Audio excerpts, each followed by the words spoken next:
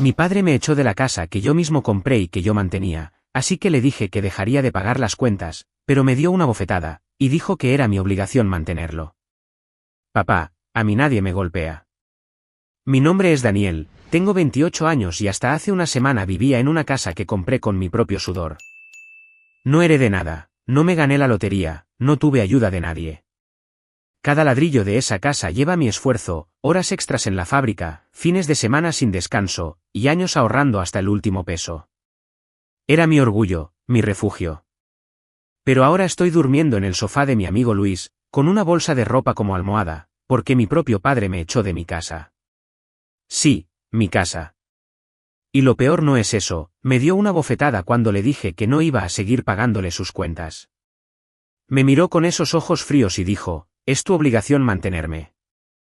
A mí nadie me golpea. Nadie. Todo empezó hace 3 años, cuando mi mamá falleció. Ella era el pegamento de la familia, la que calmaba las aguas cuando mi papá se ponía gruñón o exigente. Él siempre fue un hombre duro, de esos que creen que el mundo les debe algo solo por existir. Cuando ella se fue, él se derrumbó por dentro, pero en vez de buscar ayuda o tratar de salir adelante, decidió que yo sería su muleta. Yo tenía 25 años entonces, vivía en un apartamentito pequeño y apenas estaba empezando a ahorrar para algo mejor. Pero él llegó un día con una maleta y me dijo, me quedo contigo, no puedo estar solo. No supe decirle que no. Era mi papá, ¿qué iba a hacer? El problema es que no fue algo temporal. Se instaló como si el lugar fuera suyo. Al principio lo entendí, estaba de luto, igual que yo. Pero luego empezó a pedirme dinero para sus cosas, cigarros, cervezas, apuestas en el bar de la esquina. No vas a ayudar a tu viejo, me decía cuando yo llegaba muerto de la fábrica. Yo le daba algo, porque me daba pena verlo así, pero cada vez pedía más. Cuando le dije que no podía seguir dándole tanto, se puso furioso. Eres un egoísta. Después de todo lo que hice por ti, y gritaba. Yo no sabía qué responder. Apenas recordaba lo que había hecho por mí, aparte de gritarme cuando era niño por no sacar buenas notas. Entonces decidí dar el gran paso, compré la casa. Era una casita modesta, de 2 pisos, con un patio pequeño y paredes que necesitaban pintura, pero era mía. Firmé los papeles con el banco, hice los pagos iniciales con mis ahorros y me mudé con la ilusión de empezar de cero. Pensé que sería mi independencia, mi espacio. Pero mi papá vino detrás de mí como una sombra.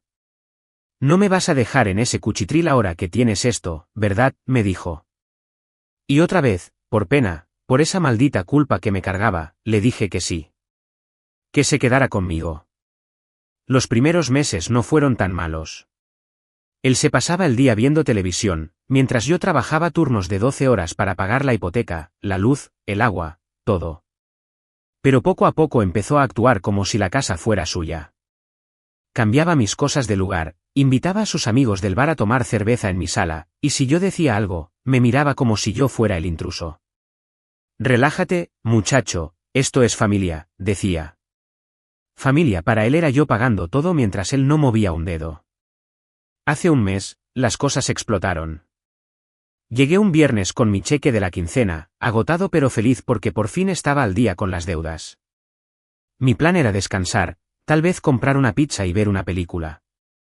Pero mi papá me estaba esperando en la cocina, con una cara que ya conocía, quería algo. Necesito $500, dijo sin rodeos. ¿Para qué?, pregunté, aunque ya imaginaba la respuesta. Para el bar, me deben unas rondas. Me reí, no porque fuera gracioso, sino porque no podía creerlo. ¿En serio, papá? ¿$500 para el bar? Yo estoy matándome para pagar esta casa, y tú quieres que te dé para tus cervezas. Se puso rojo, como si lo hubiera insultado. No me hables así, soy tu padre. Me debes respeto. Harto de sus chantajes, le solté la verdad, si tanto me necesitas, quédate con tus amenazas. Pero yo no pago más cuentas si sigues así. No vi venir lo que pasó después. Su mano voló hacia mi cara tan rápido que no pude esquivarlo. El golpe me hizo dar un paso atrás, con el oído zumbando y la mejilla ardiendo. Me quedé helado, mirándolo mientras él me apuntaba con el dedo. Tú no me hablas así, Daniel. Es tu obligación mantenerme. Siempre lo ha sido. Eso me rompió algo por dentro. A mí nadie me golpea. Nadie. Quise responder, decirle todo lo que llevaba años callando, pero él no me dejó. Fuera de mi casa, gritó, como si él fuera el dueño. Si no me vas a mantener, no te quiero aquí. Estaba tan ciego de rabia que no le importó que la casa estuviera a mi nombre, que yo pagara cada maldito peso. Me empujó hacia la puerta, tirándome casi al suelo. Largo, ahora, siguió gritando. No tuve opción. Agarré mi chamarra, mi celular y las llaves del carro con las manos temblando. Esto no se queda así, le dije, con la voz quebrada pero firme. Esa casa es mía, y tú lo sabes. Él se rió, burlándose. A ver cómo me la quitas, inútil. Salí con un portazo, y mientras caminaba hacia el garaje, sentía rabia, dolor y una especie de vacío que no podía explicar. Mi propio padre me había echado de mi casa. Mi propia casa. Terminé en casa de Luis, mi amigo de la fábrica. Golpeé su puerta a las 11 de la noche, y él me abrió sin preguntar mucho. ¿Qué pasó, hermano?, dijo al verme la cara roja y los ojos aguados. Mi papá me echó, solté, todavía sin creérmelo. Quédate el tiempo que quieras, respondió, pasándome una cobija. Esa noche no dormí. Me quedé mirando el techo, pensando en cómo mi vida se había torcido tanto. Mi papá estaba en mi casa, probablemente tomando cerveza con sus amigos, mientras yo estaba en un sofá prestado. Pero entre tanta bronca, algo se encendió en mí, no iba a dejar que esto terminara así. Esa casa era mía, legalmente mía, y él no tenía derecho a quitármela. Iba a pelear por lo que me pertenecía. No sabía cómo, pero esto apenas empezaba. Desperté en el sofá de Luis con un dolor en el cuello que parecía un castigo extra. La cobija estaba enredada en mis piernas, y el sol ya entraba por la ventana, recordándome que no había pegado ojo hasta las 4 de la mañana. Todo lo que pasó la noche anterior seguía dando vueltas en mi cabeza, mi papá echándome de mi propia casa, el golpe en la cara, sus gritos diciendo que era mi obligación mantenerlo. Me levanté despacio, con el cuerpo pesado, y me miré en el espejo del baño. Todavía tenía una marca rojiza en la mejilla. Eso no se me iba a olvidar fácil. Luis ya estaba en la cocina, preparando café. Te ves como si te hubiera atropellado un camión, dijo mientras me pasaba una taza. Algo así, respondí, sentándome en una silla que crujió bajo mi peso. Le conté todo, como mi papá me había pedido dinero otra vez, cómo exploté, y cómo terminé en la calle después de que me echara como si yo fuera un extraño. Luis escuchó sin interrumpir, solo meneando la cabeza de vez en cuando. Cuando terminé, se quedó callado un rato y luego dijo, ¿y qué vas a hacer? Esa casa es tuya, Daniel. No puedes dejar que te la robe así. Tenía razón, pero no sabía por dónde empezar. No tengo idea, admití. Legalmente, la casa está a mi nombre, pero él está adentro, y no creo que se vaya solo porque yo se lo pida. Luis tomó un sorbo de café y se rascó la barba. Entonces no se lo pidas. Haz que se vaya. Ve al banco, a la policía, a un abogado, no sé. Pero no dejes que se salga con la suya. Sus palabras me hicieron clic. Siempre había dejado que mi papá manejara las cosas a su manera, pero esta vez era diferente. Esta vez no iba a ceder. Pasé la mañana pensando en mis opciones. No tenía mucho dinero ahorrado después de pagar la hipoteca y las cuentas, pero sí tenía los papeles de la casa, el contrato, las escrituras, todo guardado en una carpeta en mi carro. Eso era mi arma. Mi papá podía gritar lo que quisiera, pero legalmente no tenía nada que reclamar. Decidí empezar por ahí. Le dije a Luis que iba a salir un rato y me subí al carro rumbo al banco. Quería revisar mi situación con la hipoteca y ver si había alguna forma de usar eso a mi favor.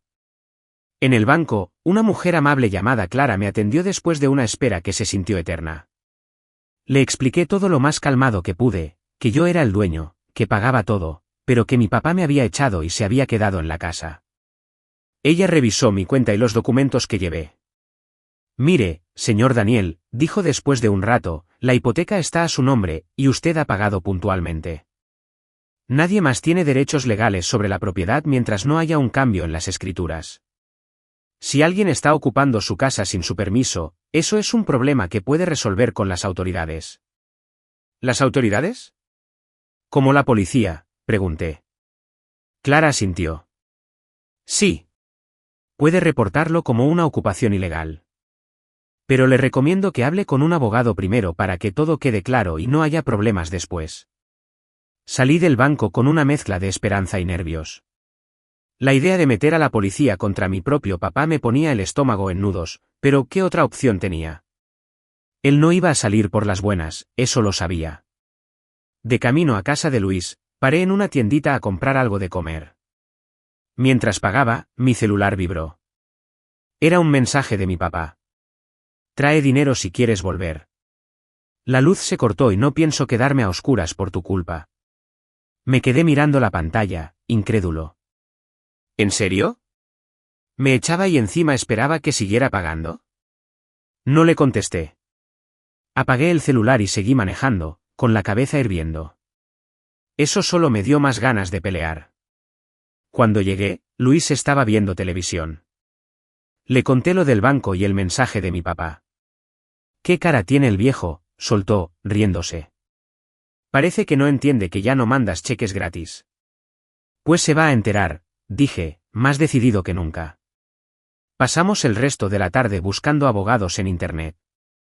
Encontramos uno que ofrecía consultas gratis y quedaba cerca. Le marqué y me dieron cita para el día siguiente. Por fin sentía que estaba haciendo algo, que no solo estaba llorando mi suerte. Esa noche, mientras intentaba dormir en el sofá, pensé en cómo había llegado a esto. Siempre quise ayudar a mi papá, pero nunca imaginé que me vería como su cajero automático. Recordé las veces que me gritó de niño, las veces que me dijo que no servía para nada, y como ahora, que tenía algo mío, intentaba quitármelo. Me dolía, pero también me daba fuerza. No iba a dejar que ganara esta vez. Al día siguiente, me levanté temprano y me puse la mejor ropa que tenía en mi bolsa, una camisa decente y unos jeans sin manchas. Quería verme serio para el abogado. Llegué a la oficina, un lugar pequeño con paredes blancas y un escritorio lleno de papeles. El abogado, un hombre flaco y con gafas llamado Don Miguel, me escuchó atento mientras le contaba toda la historia.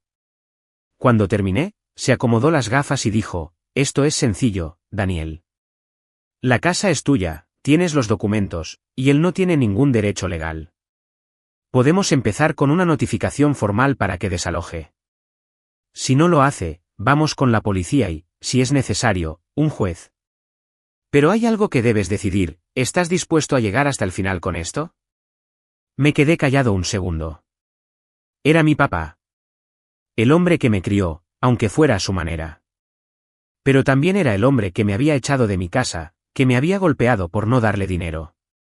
Sí, respondí al fin. Voy hasta el final. Don Miguel sonrió un poco. Bien.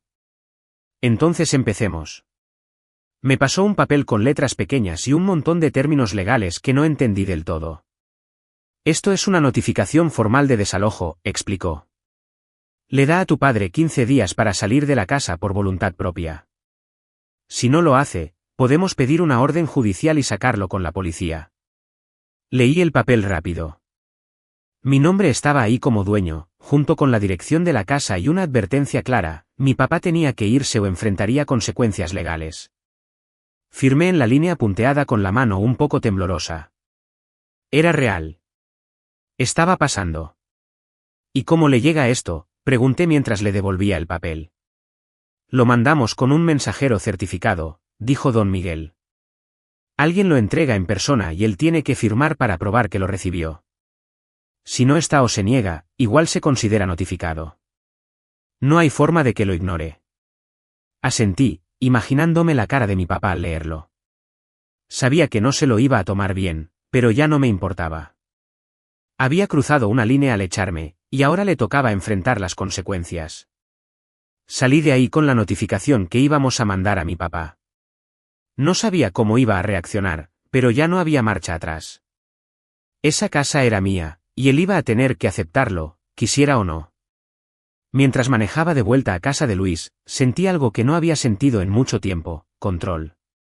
Por primera vez, estaba peleando por mí. Y no iba a parar.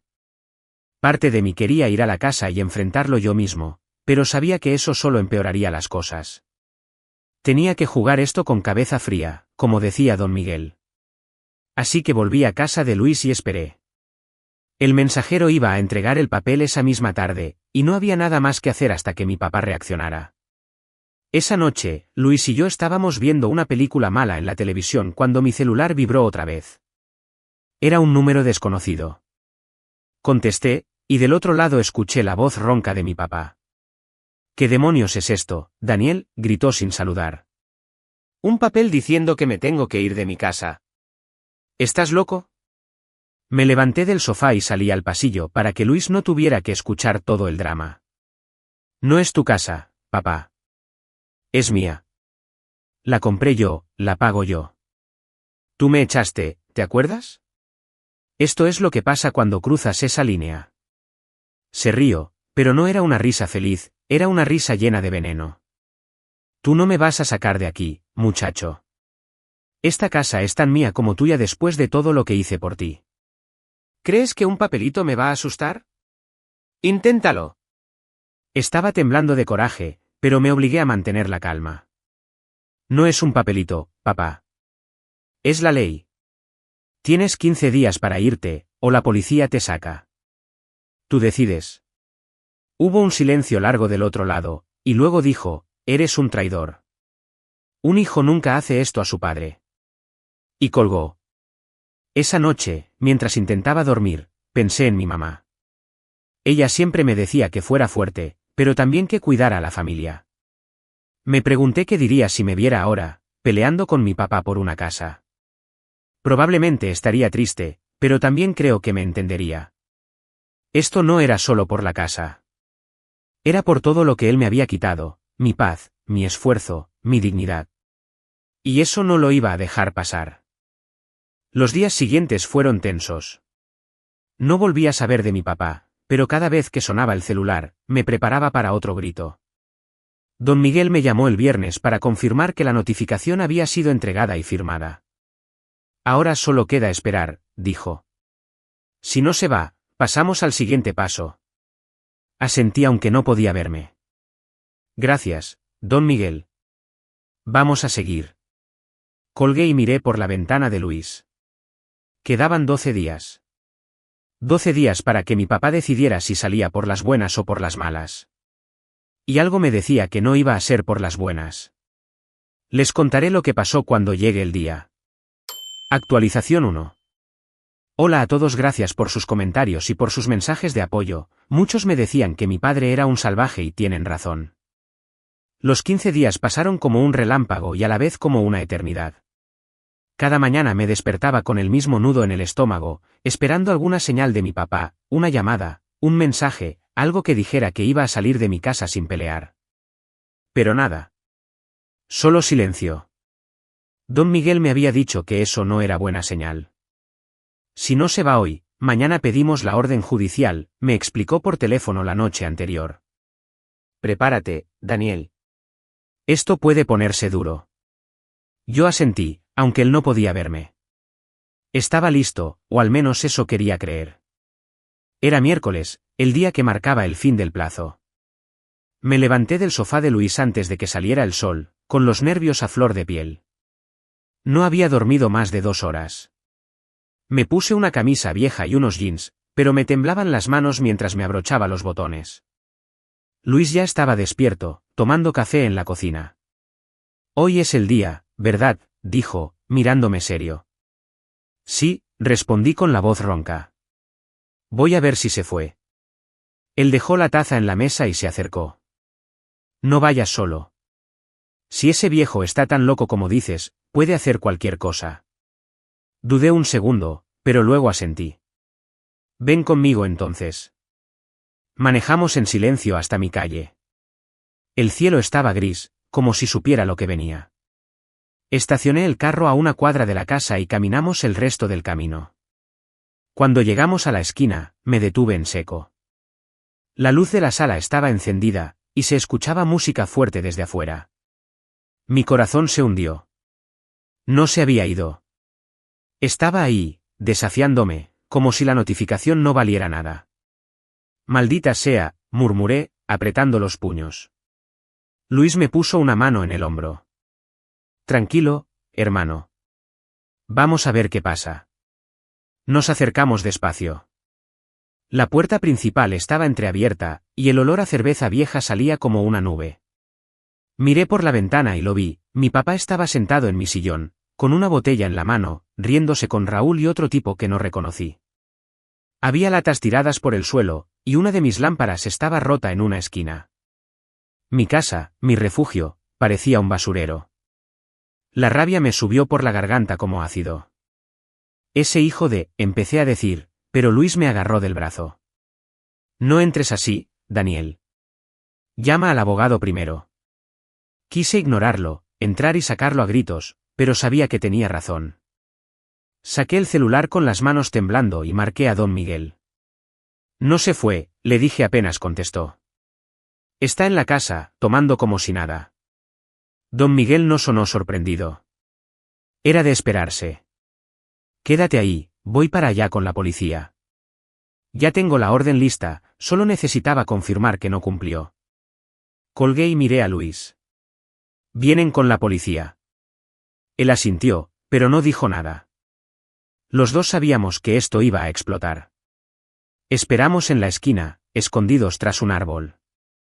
Cada minuto se sentía como una puñalada.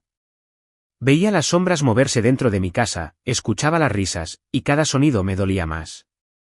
Esa casa era todo lo que había construido, y mi papá la estaba pisoteando como si no valiera nada. Recordé las noches que pasé pintando esas paredes, las veces que me quedé sin comer para pagar las cuentas, y ahora él estaba ahí, burlándose de mí. Quería llorar, gritar, romper algo, pero me quedé quieto, con los dientes apretados, esperando. Media hora después, un carro negro llegó seguido por una patrulla. Don Miguel bajó del primero, con su maletín en la mano, y dos policías salieron del segundo. Me acerqué rápido. Es ahí, dije, señalando la casa. Don Miguel me miró serio. Daniel, quédate atrás. Nosotros nos encargamos. Asentí, pero mis pies no querían moverse. Luis me jaló hacia un lado mientras los policías avanzaban con don Miguel hacia la puerta. Uno de los oficiales tocó fuerte. Señor, abra la puerta. Es la policía. La música se detuvo de golpe, y por un segundo todo quedó en silencio. Luego escuché la voz de mi papá, grave y furiosa. ¿Qué demonios quieren? Don Miguel habló claro, señor, soy el abogado de Daniel Ramírez, el dueño de esta propiedad. Tiene una orden de desalojo. Si no sale ahora, lo sacaremos por la fuerza. Hubo un ruido de cosas cayendo, y luego mi papá abrió la puerta de golpe. Lo vi ahí, parado en el marco, con la cara roja y los ojos encendidos. Raúl y el otro tipo estaban detrás, mirando como si no supieran qué hacer. ¿Qué es esto, Daniel?, gritó al verme. Me mandas a la policía como si fuera un ladrón. Soy tu padre, maldita sea. Su voz temblaba, pero no de miedo, sino de pura rabia. Me quedé helado, con el pecho apretado. Tú me echaste, papá, dije, y mi voz salió más débil de lo que quería. Esa casa es mía, y no tienes derecho a quedarte. Él dio un paso hacia mí, pero uno de los policías lo detuvo con la mano. Señor, cálmese o lo esposamos. Mi papá se giró hacia el oficial, como si fuera a pegarle, pero se contuvo. Esto es una traición, gritó, mirándome otra vez. Después de todo lo que hice por ti, ¿me haces esto? Las lágrimas me quemaron los ojos, pero no las dejé salir. Lo que hiciste fue echarme de mi casa, respondí. Yo pagué todo ahí, y tú lo destruiste. Don Miguel intervino. Señor, tiene 5 minutos para salir con sus cosas, o lo sacamos nosotros. Mi papá soltó una risa amarga. No me voy a ninguna parte. Y se dio la vuelta, como si eso fuera el fin.